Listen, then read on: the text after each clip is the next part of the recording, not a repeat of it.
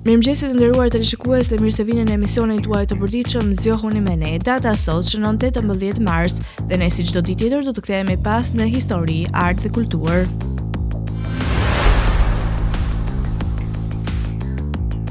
Do të vëmë ngjarjet më të rëndësishme të datës 18 mars dhe do të kthehemi në vitin 1314. Jacques de Molay, mjeshtri i madh i fundit i urdhrit të templarëve, u dënua me vdekje dhe u doq në turrën e druve në Paris, duke shënuar fundin një epoke për këtë rend misterioz. Shekull më vonë, në vitin 1848, rrugët e Berlinit u mbushën me trazira, ndërsa revolucionarët u përplasën me forcat prusiane në përpjekjen për të sjellë ndryshime demokratike.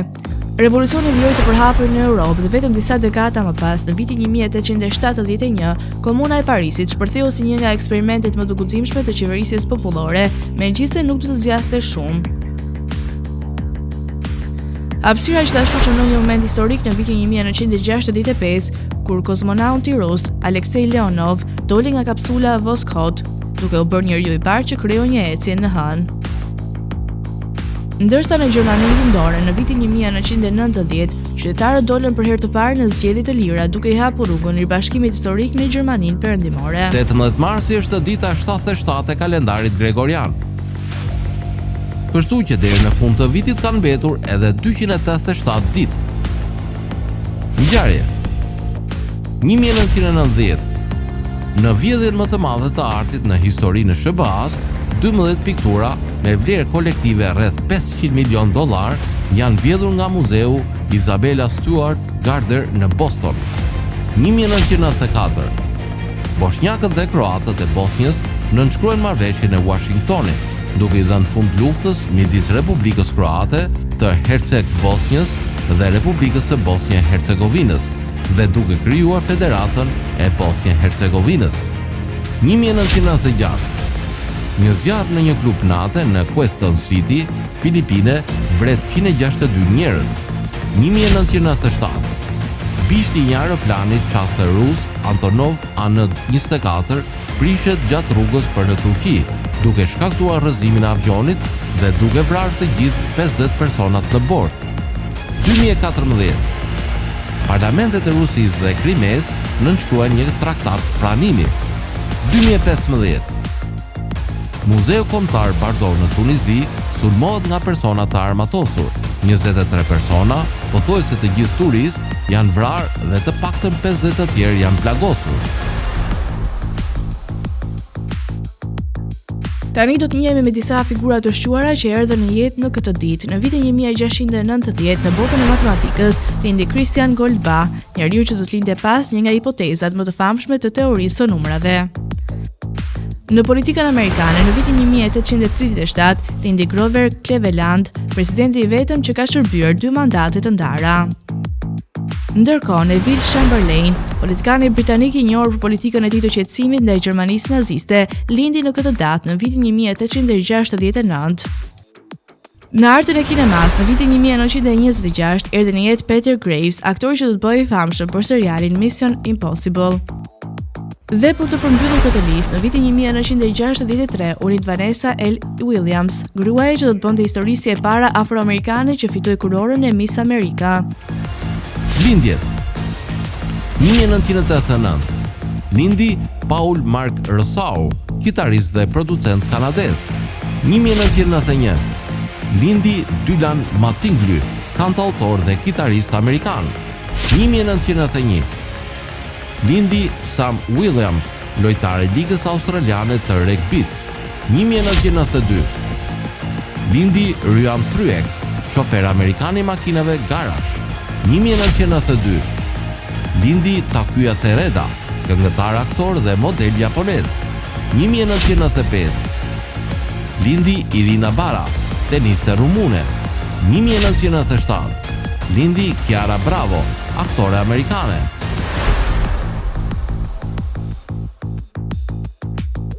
Por 18 marsi ka shënuar dhe fundin e jetës për disa figura historike të rëndësishme.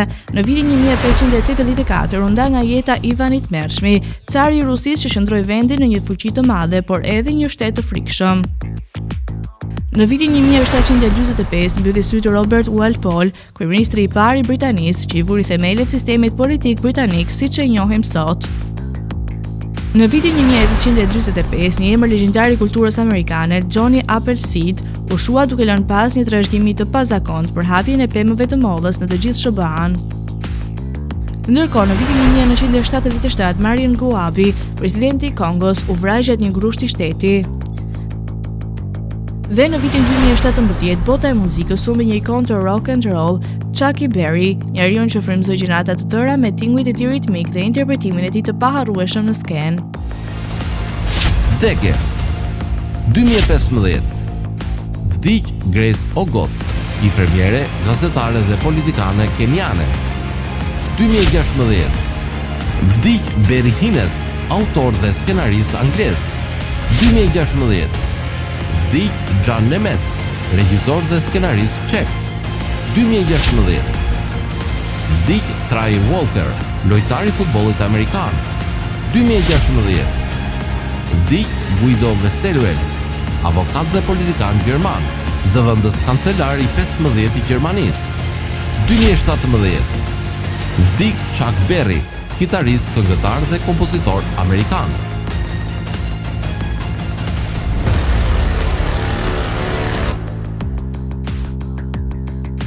Tani u të ndiqni rubrikën e dhe shëndeti. Portokallet janë ndër agrumet më të njohura e vlerësuara, jo vetëm për shijen, por edhe për vlerat ushqyese. Përfitimet që marrin nga agrumet janë shumë dhe përfshin shumë aspekte të shëndetit. Vitamina C është ajo që di më shumë për portokallin, por kjo nuk është vlera e saj e vetme. Disa arsye më shumë për të konsumuar portokallin. Portokallet janë të pasura me element shumë që kanë efekte citotoksik kundër qelizave të kancerit. Nga studimet e fundit, besohet se agrumet janë një gjendje për të luftuar tumoret e lokalizuara në mushkëri, lëkurë, stomak dhe zor. Ndikojnë dukshëm në ruajtjen e nivelit të kolesterolit në trup, prania e të cilit reduktohet për shkak të sasisë së lartë të fibrave të tretshme të pranishme tek agrumet. Prania e lartë e vitaminës C tek portokalli lufton radikalet e lira, të cilat konsiderohen përgjegjës për disa sëmundje kronike, ndër të cilat dhe disa forma të kancerit dhe disa çrregullime kardiovaskulare. Pirja e lëngut të portokallit na ndihmon për të mbajtur veshkat dhe për të zvogëluar rrezikun e kurve në to. Përmbrojtja e kaliumit tek portokalli është një alat i mirë për mbrojtjen e zemrës, duke pasur parasysh faktin se në mungesë e mundshme mund të çojë në ndryshimin e ritmit kardiak, të njohur si aritmi. Lëkura e portokallit është e pasur me beta-karoten, e cila na ndihmon për të mbrojtur qelizat nga plakja. Vlerat ushqyese, karbohidrate, fibra dietike, acide organike, ujë, mono dhe disakaride, vitamina A, B1, B2, B5, B6, B9 dhe C, minerale, kalcium, magnez, natrium, kalium, fosfor, klor, sulfur, hekur, zink, jod, bakër, mangan, fluor, kobalt. Sido që të jetë, portokalli ka disa anë negative. Fakti se është vitamina C dhe ka acide, të cilat janë të dobishme për shumicën e njerëzve të shëndetshëm, por për disa të tjerë janë një problem i madh, nga ata që vuajnë nga forma të ndryshme të ulcerave të stomakut. Gjithashtu, disa njerëz janë të prirur ndaj reaksioneve alergjike, pasi agrumet janë ndër ushqimet kryesore që shkaktojnë alergji.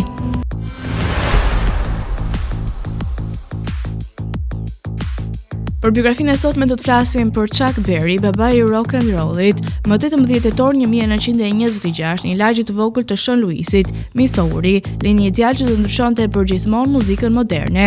Charles Edward Anderson Berry, i njohur botërisht si Chuck Berry, erdhi në jetë një familje punëtore afroamerikane ku muzika dhe ritmi ishin pjesë e pandashme e jetës së përditshme. Që në moshë të re, ai u tërhoq nga tingujt e blues dhe gospelit, duke i përzier më vonë me energjinë e egër të rock and roll. Pavarësisht pasionit të tij për për muzikën, jeta e tij nuk ishte gjithmonë e lehtë. Në moshën 18 vjeçare u arrestuar për një vjedhje dhe kaloi disa vite në një qendër riedukimi, por kjo nuk e ndali ëndrrën e tij. Pasi doli nga burgu, Berry u martua dhe filloi të punonte si berber ndërsa luante muzikë në klube nate. Ishte pikërisht në këto klube ku ai zhvilloi stilin e tij të veçantë, një përzierje e ritmeve të shpejta, tekste të zgjuara dhe një skenografie që përfshinte kërcimin e tij legjendar Duck Walk. Në vitin 1955, fati i tij ndryshoi kur u takua me Muddy Waters, një tjetër ikonë e muzikës blues. Waters e prezantoi atë me Leonard Chess, producentin e Chess Records, i cili menjëherë pa potencialin e Berryt. Pak më vonë, Maybelline, kënga e tij e parë e madhe, u bë një hit i jashtëzakonshëm, duke ushqitur në mbi 1 milion kopje. Ky ishte vetëm fillimi. Në vitet që pasuan, ai kompozoi një sër këngësh që sot konsiderohen gur themeli të rock and roll. Ashtu si shumë artistë të mëdhenj dhe Chuck Berry pati uljet dhe ngritjet e tij. Në vitin 1959 ajo dënua me burg për transportimin e një vajze të mitur për qëllime imorale, gjë që ndikoi negativisht në karrierën e tij. Por pavarësisht kësaj, u rikthye më i fuqishëm se kur në vitet 60 dhe 70, duke ndikuar artistë si The Beatles, The Rolling Stones dhe Jimi Hendrix. Në vitin 1986, Chuck Berry u bë një nga artistët e parë që u përfshi në Rock and Roll Hall of Fame, duke vullosur vendin e tij në historinë e muzikës. Ai vazhdoi të performonte deri në moshë të thyer, duke dëshmuar pasionin e tij të pashuar për skenën. Më 18 mars 2017, bota humbi një ikonë, por ndikimi i tij mbetet i pavdekshëm. Vacezela ka lindur më 7 prill të vitit 1939 në Lushnjë dhe ka ndëruar jetë më 6 shkurt 2014 në Basel të Zvicrës. Ishte një këngëtar ikonë e skenës shqiptare. Ajo e filloi karrierën e saj në moshë të re dhe në vitin 1962 ishte e para që fitoi festivalin e këngës. E lindur në Lushnjë dhe rritur në Tiranë brenda Shqipërisë komuniste, ajo zhvilloi një interes të madh për muzikën në moshë të vogël, përpara se të fillonte një karrierë profesionale si muzikante në vitin 1962. Të parët që zbuluan talentin e Zelës ishin mësuesit e saj të shkollës. Ajo nuk ishte talentuar vetëm në muzikë, por edhe në pikturë dhe teatr. Zela ishte vetëm 10 vjeçe kur filloi të këndonte këngë popullore nga krahina e Myzeqes. Ajo shpesh këndonte në qytetin e saj të Lushnjës, duke tërhequr kalimtarët. Repertori i saj është shumë i pasur, pasi numërohen me 10 këngë popullore, balada e të tjerë. Ajo ka një kontribut të rëndësishëm dhe në muzikën e filmit, ku ka interpretuar shumë këngë si pjesë e muzikës së filmave. Fituese 12 herë festivalit, Vaçja fitoi famë gjatë epokës komuniste, ku ju dha dhe titulli Artisti merituar në vitin 1973 dhe Artiste e popullit në vitin 1977. Vacezela është larguar përfundimisht prej skenës në vitin 1992. Ajo ishte martuar me Pjetër Rodiqin dhe së bashku ata kishin një vajzë të cilën e quajnë Irma, që nga viti 2002 Zela ka jetuar me burrin e saj në Basel të Zvicrës për të marrë kujdes më të mirë shëndetësor. Ajo është e vetmja femër shqiptare e nderuar me urdhrin Nderi i Kombit më 24 dhjetor të 2002 nga presidenti Alfred Mojsiu me arsyen për vlerat e rralla si artiste shquar me popularitet i jashtëzakonshëm për interpretim mjeshtëror të këngës së muzikës së lehtë dhe asaj popullore, për pasurinë e vyer që krijoi në shkollën shqiptare të interpretimit të muzikës. Për nder të këngëtarës, disa rrugë mbajnë emrin e saj. Do të vjojmë me rubrikën në kuriozitete dhe sot do të flasim për ndjesinë e çuditshme që dikush po të vëzhgon, dhe pse nuk e shet drejt për drejt, duket si diçka e mbinatyrshme, por në fakt ka një shpjegim shkencor pas kësaj ndjesie. Truri ynë ka një rrjet special të shilizave nervore të quajtur neurone pasqyrë, të cilat ndihmojnë me njohjen e shprehjeve dhe qëllimeve të tjerëve. Këto neurone, së bashku me një pjesë të trurit të quajtur korteksi vizual, janë aq të ndjeshme ndaj syve të njerëzve përreth nesh, saqë mund të kapin dhe vrojtimet periferike, edhe nëse nuk jemi të vetëdijshëm për këtë. Për më tepër, studimet kanë treguar se truri reagon ndryshe kur dikush po na shikon drejt për drejt në krahasim me të kur ata janë thjesht pranë nesh. Kjo do të thotë se edhe pse nuk është magji, instinktet tona janë të mprejta mjaftueshëm për të ndjerë vështrimin e dikujt.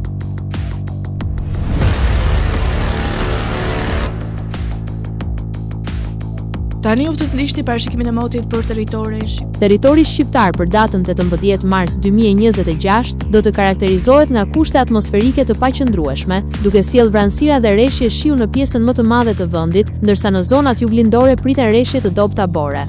Paraditja do të jetë me vranësira dhe rreshje shiu në shumicën e territorit, ndërsa në zonat malore lindore do të ketë rreshje të dobta bore.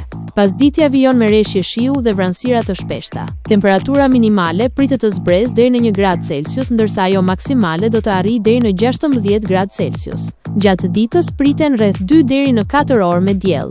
Era do të fryjë lehtë deri mesatare nga drejtimi perëndimor me shpejtësi 3 deri në 6 metra për sekond. Deti do të ketë dallgëzim të ulët deri mesatar rreth 2 deri në 3 ball. Indeksi ultraviolet për Tiranën pritet jetë i ulët rreth 2. Sipas të dhënave astronomike, lindja e diellit në Tiranë do të jetë rreth orës 5:41 minuta, ndërsa perëndimi rreth orës 17:57 minuta. Temperaturat minimale dhe maksimale për disa qytete kryesore të Shqipërisë do të jenë si më poshtë: Shkodër 10 deri në 15 gradë Celsius, Kukës 6 deri në 12 gradë Celsius, Peshkopi 6 deri në 10 gradë Celsius, Tiranë 10 deri në 13 gradë Celsius, Durrës 10 deri në 14 gradë Celsius, Kavaj 9 deri në 13 gradë Celsius, Elbasan 9 deri në 12 gradë Celsius, Berat 9 deri në 12 gradë Celsius, Korç 1 deri në 6 gradë Celsius, Vlorë 9 deri në 14 gradë Celsius, Gjirokastër 7 deri në 13 gradë Celsius, Sarandë 10 deri në 16 gradë Celsius. Tani u ndishti parashikimin e motit për territorin e Kosovës. Territori i Kosovës për datën 18 mars 2026 do të karakterizohet nga mot relativisht i qëndrueshëm me vranësira të pjeshme dhe intervale me diell, ndërsa në disa zona perëndimore priten rreshje shiu. Paraditja do të jetë me alternime mes diellit dhe vranësirave, ndërsa pasditja vijon me mot të qetë. Temperatura minimale pritet të zbresë deri në 2 gradë Celsius, ndërsa ajo maksimale do të arrijë deri në 10 gradë Celsius. Era do të fryjë lehtë nga drejtimi perëndimor me shpejtësi 2 deri në 4 metra për sekond. Indeksi ultraviolet për Prishtinën pritet të jetë i ulët rreth 2. Sipas të dhënave astronomike, lindja e diellit në Prishtinë do të jetë rreth orës 5:36 minuta, ndërsa perëndimi rreth orës 17:51 minuta. Temperaturat minimale dhe maksimale për disa qytete kryesore të Kosovës do të jenë si më poshtë: Mitrovica 3 deri në 9 gradë Celsius, Podujev 2 deri në 8 gradë Celsius, Skënderaj 3 deri në 9 gradë Celsius, Pej 3 deri në 6 gradë Celsius, Prishtinë 3 deri në 10 gradë Celsius, Gjakov 5 deri në 9 gradë Celsius, Malishev 4 deri në 9 gradë Celsius, Gjilan 2 deri në 9 gradë Celsius, Ferizaj 2 deri në 9 gradë Celsius, Kaçanik 3 deri në 9 gradë Celsius, Suharek 4 deri në 10 gradë Celsius, Prizren 3 deri në 8 gradë Celsius. Të nderuar teleshikues, kemi arritur në fund të emisionit edhe për ditën e sotme. Bashkë të rishimi sërish nesër në po të njëjtën orë. Deri atëherë, mirupafshim.